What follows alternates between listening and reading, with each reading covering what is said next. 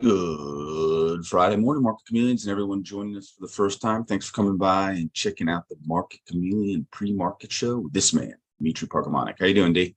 Good morning, Will. How are you? Good. You want to start with a disclaimer? Yep. Good morning, everyone. Before we get started, keep in mind, Will and I and Market Chameleon, we're not a registered investment advisor. We're not a broker dealer. We're not telling you what to do. We're just sharing ideas.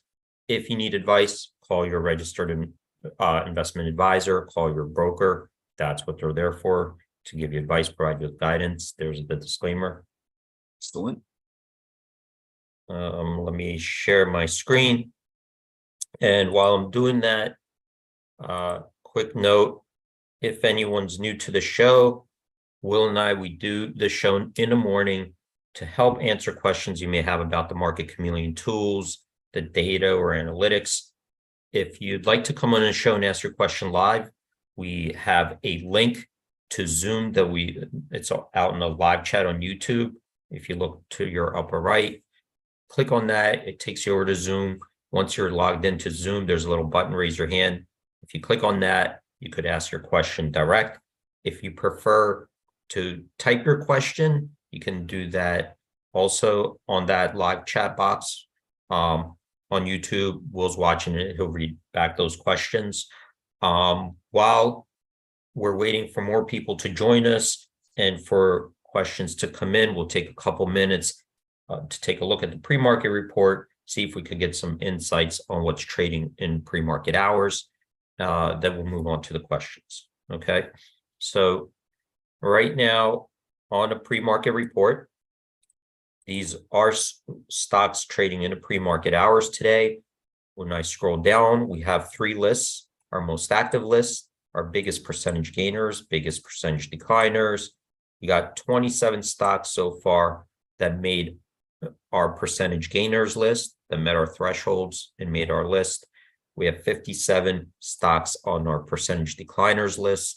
So from this perspective, looks like we're setting up right now for a bearish bias at the open. Let's scroll up and take a look here. This is a calendar view going back in time. And right now we're on August 11th. So that's today. And here we see from a high level what's going on in pre-market. We have 282 stocks so far trading higher than previous day's close, and 378 stocks that are trading lower than the previous day's close.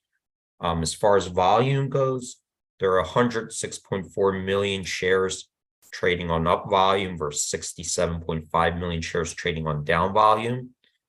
But if we could convert those shares to dollar value, so, not every stock is the same price, we see $497 million worth of stock trading on up volume versus $2 billion worth of stock trading on down volume.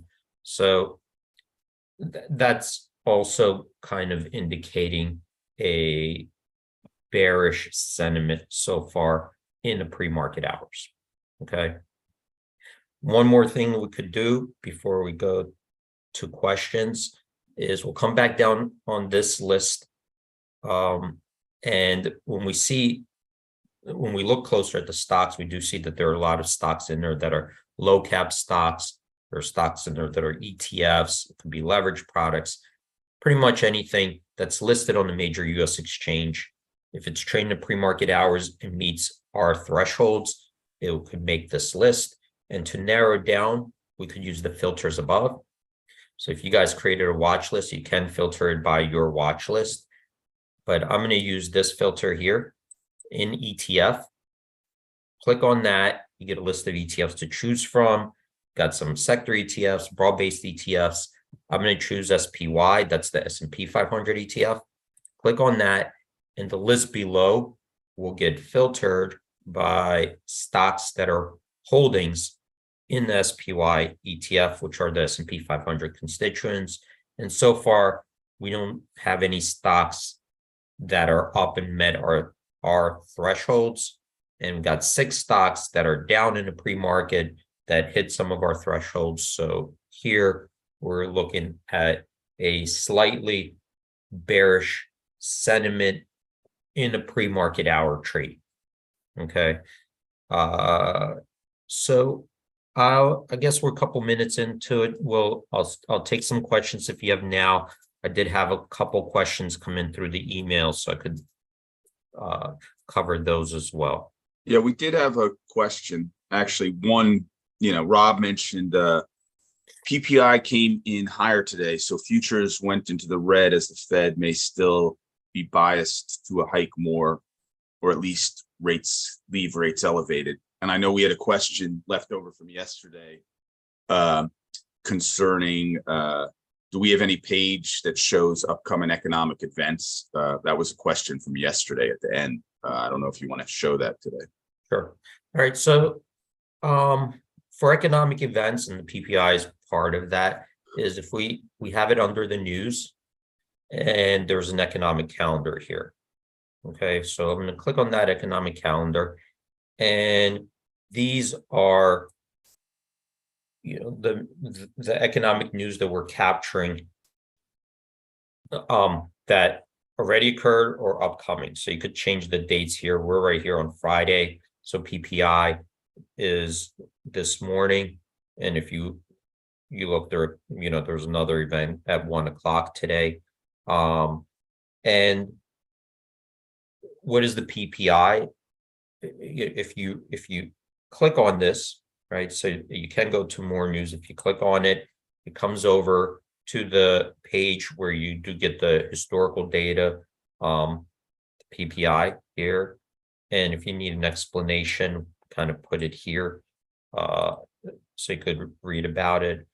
But is the PPI, considered kind of like the wholesale prices, right? So these are prices that are in the manufacturers, producers price index, and if they're experiencing higher prices, if they're seeing inflation pressures, then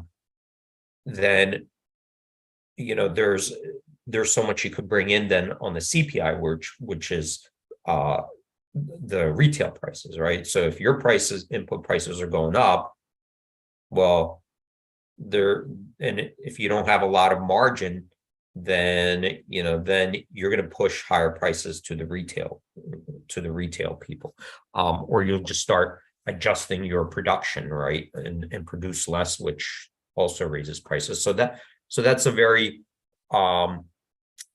important number to follow. I didn't read all of, I saw the headline news a little bit.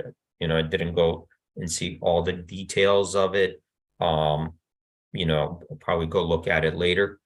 But yeah, it's an important number, just like the CPI and all the inflationary numbers, but it's something that you definitely want to, if you follow, major economic events, and you're looking at inflationary pressures, then this definitely is an important number. All right. We had another question from Jackie. We're getting a couple questions this morning, which is always great. Jackie asks, how does implied volatility movers by option expiration help investors find good opportunities or look for ideas or start to build a thesis? Okay. So I believe that is under the, is it under options here?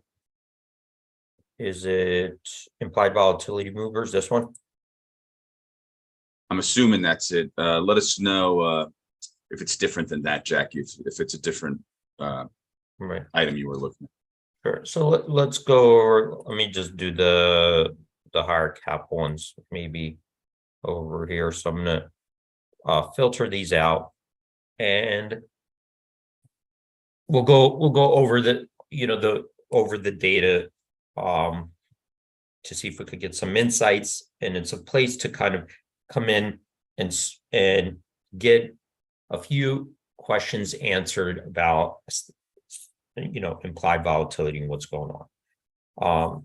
So at the top here, we have NVIDIA, right? And this is just a stock info, what the name is, current price, what the price changes, its market cap. And here we see the different options expirations. So NVIDIA kind of made the top 1, 2, 3, 4, right? So these are 4 different expirations going that are in NVIDIA. We have days to expirations. So there's here at the money IV and at the money IV change.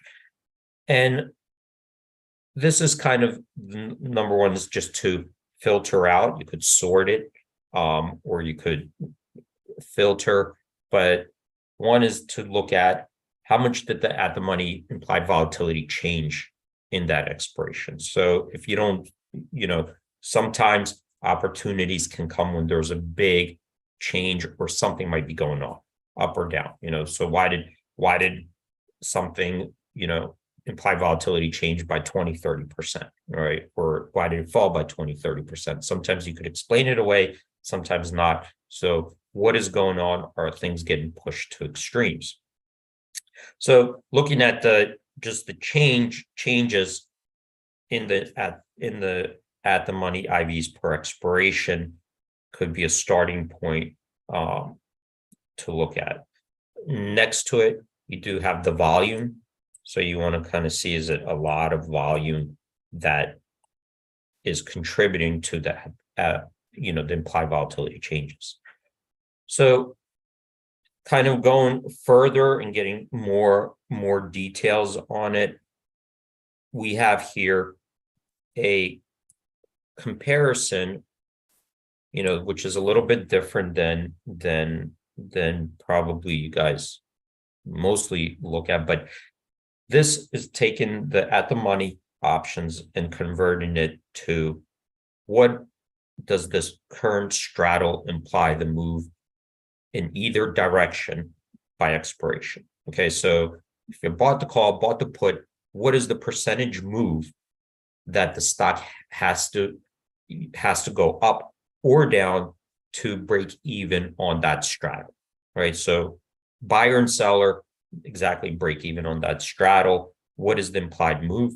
And here we convert it to a percentage move, right? So this is the percentage that NVIDIA has to move September 15th to break even, 15.5%. So AD? Yeah. Jack, I'm sorry, there's a little bit of a delay. Jackie was asking, what is the meaning of dollar notional? Oh, this is another. Sorry, you're not in the block trade screener. This is after.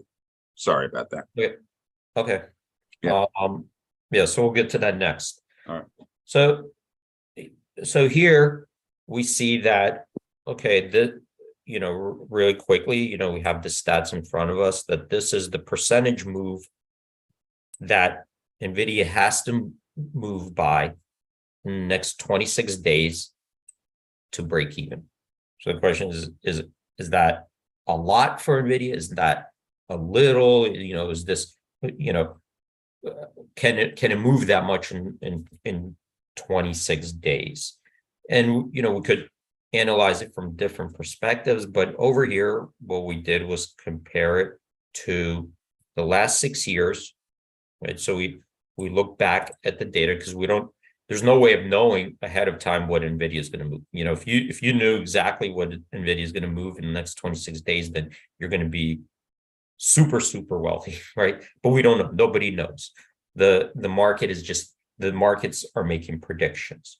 So what we see here is that if we took 26-day periods, right? If we took 26-day stretches in NVIDIA and said, okay, over 26-day period, what is the move on average, right? We could look at the last 26 days and then the 26 days prior to that, the 26 days prior to that, going back, is 15.5%, is that an average over a long period of time? Is that its long-term trend? Is that above its trend or below? Right. So we're starting to try to paint ourselves a picture before we could go analyze this deeper, because I don't have that information, all in my head. Look how many things there are out here, So here as a reference price, we'll say, well, the long-term trend, right? It's sometimes going to be up, sometimes down. It could be 0 over 26 days. It could be 100. But what is the average over the long term?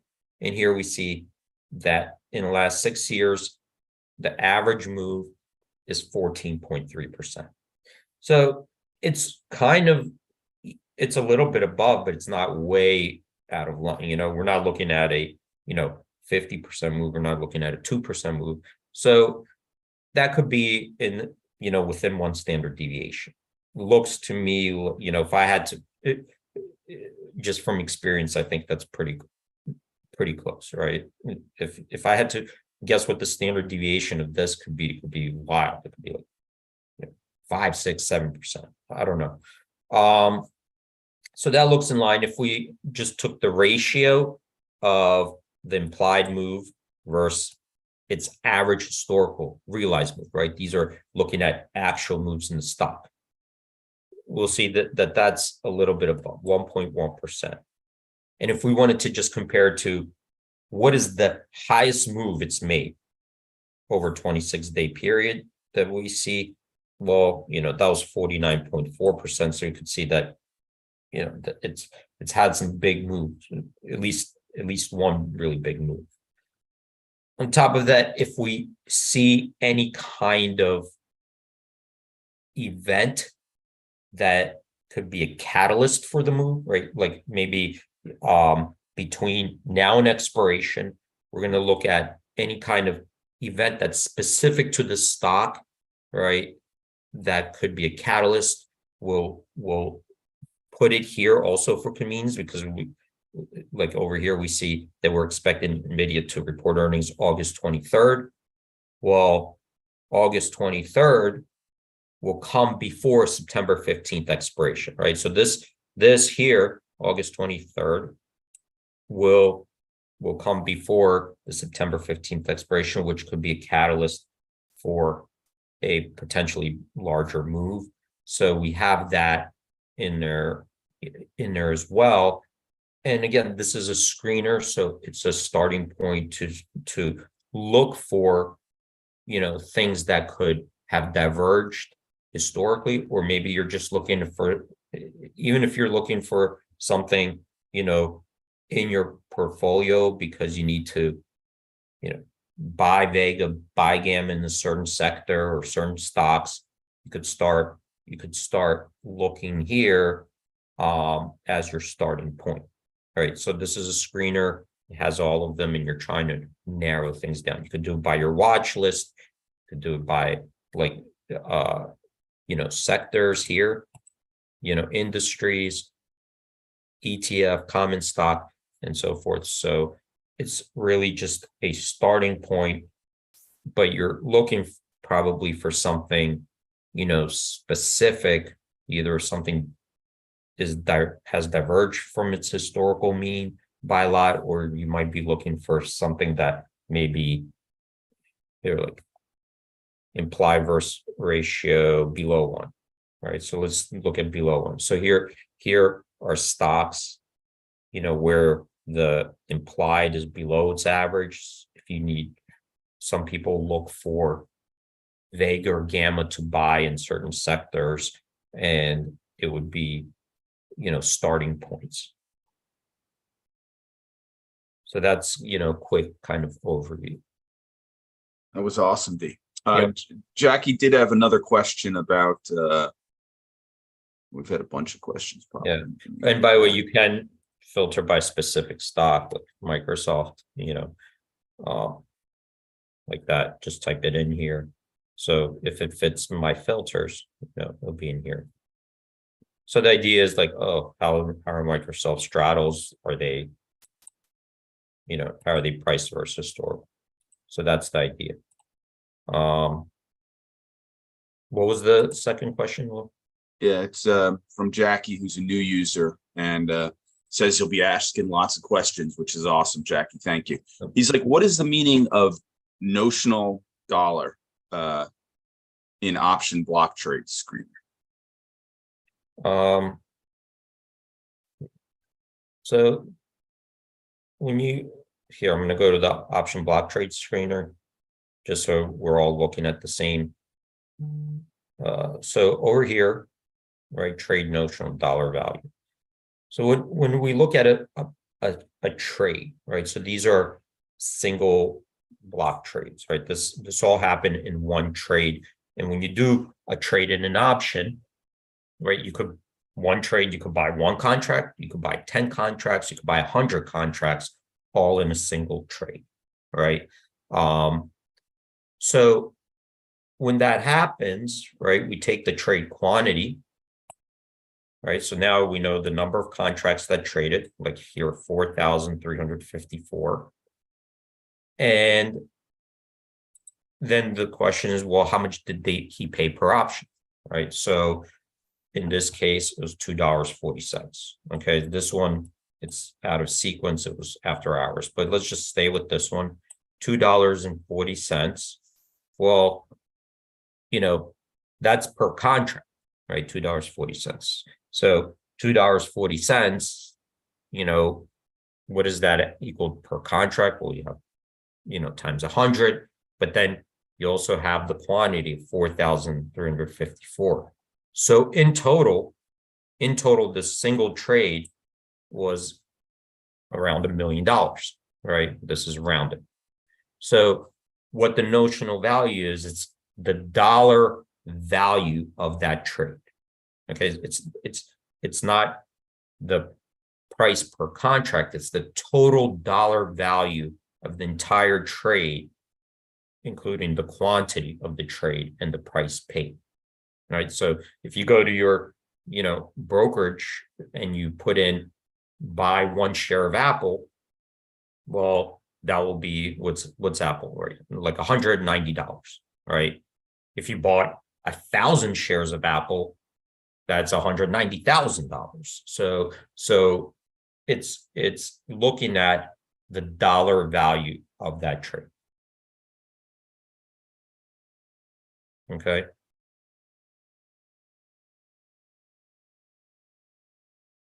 Perfect. That was Right. awesome, D. Right.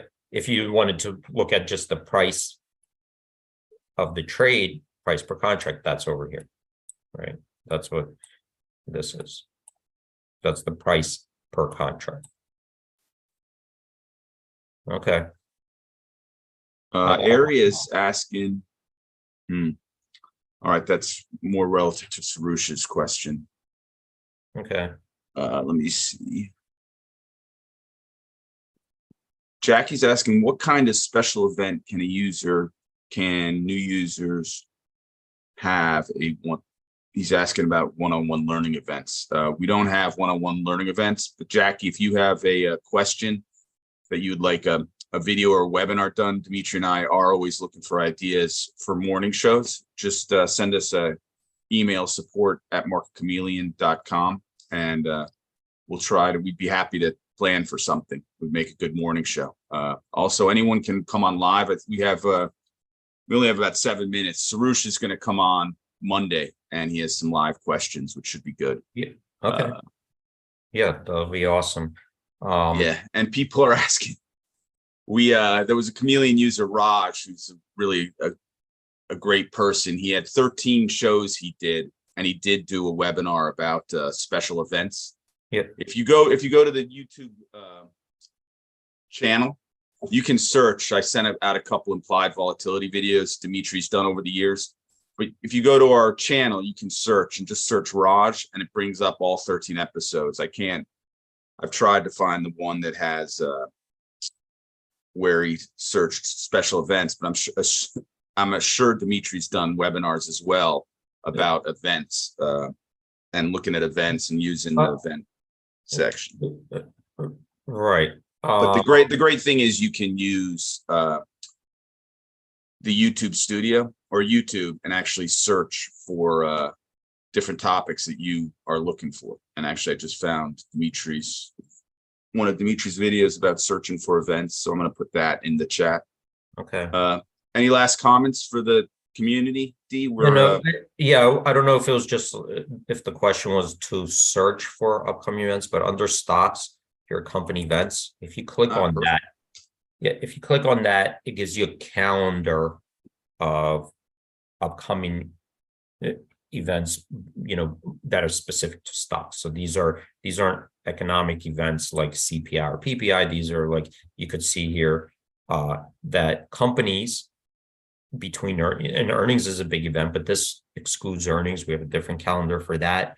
But companies host other types of events in between earnings that could potentially be a catalyst for a move, where there are conferences, there are investor relations meetings, and there could be many types of different events that are happening in between earnings. And in those events, we don't know, if the management can say something that's forward looking, or reveal some new information about a product or a pipeline, or something that in the event they could say that gets investors excited or bearish. We don't know, but it could potentially be a catalyst for an event. And there's a calendar here of upcoming events. And if you wanted to just say, look for a specific stock, like here, J&J, you click it in here, and here you have, upcoming events, and then the historicals down here, right? So this is up top. You see that these are the forward-looking events that we're capturing, going out to even 2028. If they reveal something that, because, Johnson & Johnson is a healthcare company, right? So they have all kinds of like clinical trials and stuff. But this is a calendar of upcoming events that we capture, going forward. Now, there could be other events we don't see. We work diligently to try to capture, but this is a manual process. We hire a team to go out and try to find those events. Yeah, that's awesome. Yep. So we had it's only 3 minutes left.